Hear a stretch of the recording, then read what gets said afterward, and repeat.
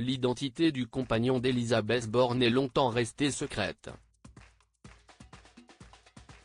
Malgré la publication des photographies de paparazzi de l'ancienne première ministre, réélue députée dans le Calvados ce dimanche 7 juillet, et de celui qui partage sa vie, ce dernier n'était connu que sous la mystérieuse appellation J. Ces deux lettres qui ne sont pas ses initiales, comme le dévoile la journaliste Bérengère Bonte, dans son livre La Secrète, une biographie d'Elisabeth Borne. Un jour, le prénom de Patrice surgit, écrit-elle en relatant son enquête. La journaliste dévoile même son identité complète, Patrice Aubert. Matignon confirme qu'il s'agit bien de lui, ajoute-t-elle dans l'ouvrage.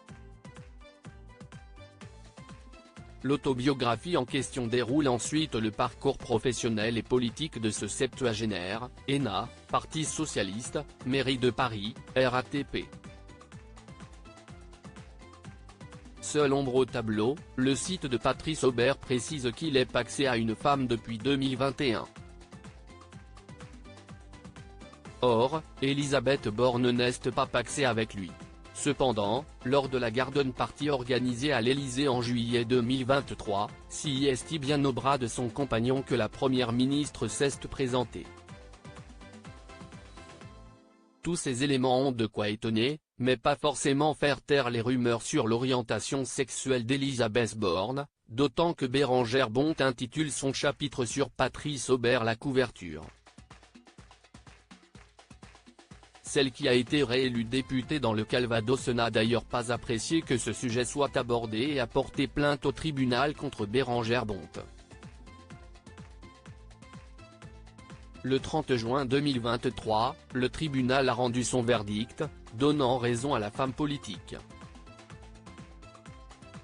Elisabeth Borne, Bruno Le Maire.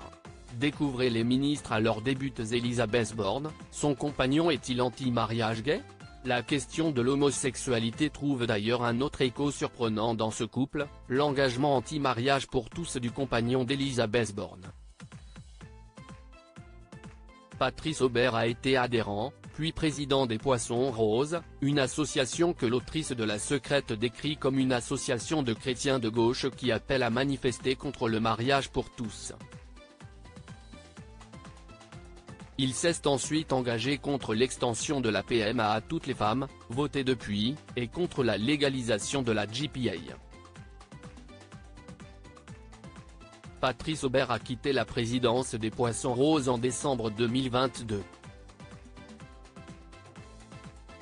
Reste que son engagement contre le mariage pour tous détonne, c'est à cause du même engagement que Catherine Vautrin n'a pas été choisie à Matignon, laissant à l'époque la voie libre à Elisabeth Borne.